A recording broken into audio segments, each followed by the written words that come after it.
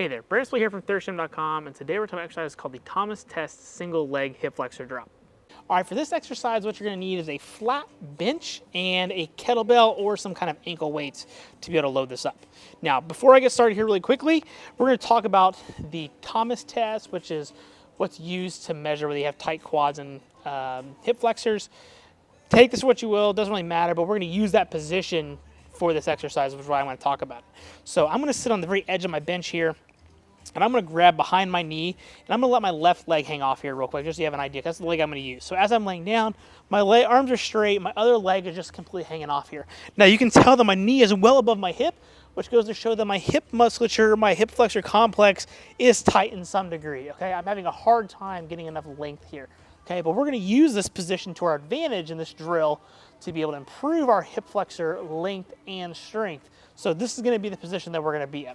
So with your weight and your kettlebell, or whatever weight that you're using, you're going to take this, place it on your foot. So in my case, I'm just going to jam it on my shoe there, and then I'm going to get in my Tightness test position.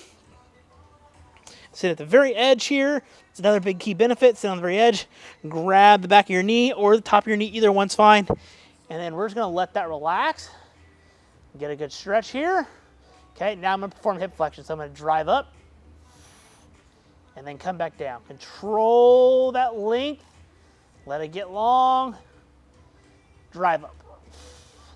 Control eccentrically. That's the big important thing here. Keep that back flat. Big stretch. Drive up. Control. Big stretch. Drive up. Okay, now if you're somebody like me that's got really poor hip flexor mobility, I barely got to the ground. I could start to feel it there towards the end as I was starting to lengthen out a little bit. If you have some decent mobility, what you can do is you can just raise this bench up on a couple of plates, or use a table or a couch or a bed, and it get you up higher, and you can get a lot of the same benefits without actually having to have the weight touch the ground, getting you more length from that position. So this is, again, an exercise that I like to use as also an extended warm-up. You can use with your sprint mechanic drills. You can use it as a filler between some of your main movements. You can do it on off days.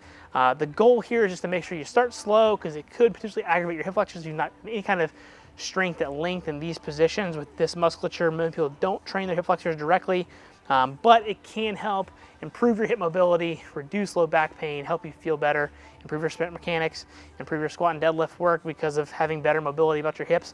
Those are all fantastic things. So try this from 1 to 3 sets, about 8 to 12 reps per side, and then do both sides, but adjust the load as needed and really focus on just controlling the tempo and going slow. You really don't want to max this exercise out. Got any questions? Let me know in the comment section below. Thanks. Have a great day.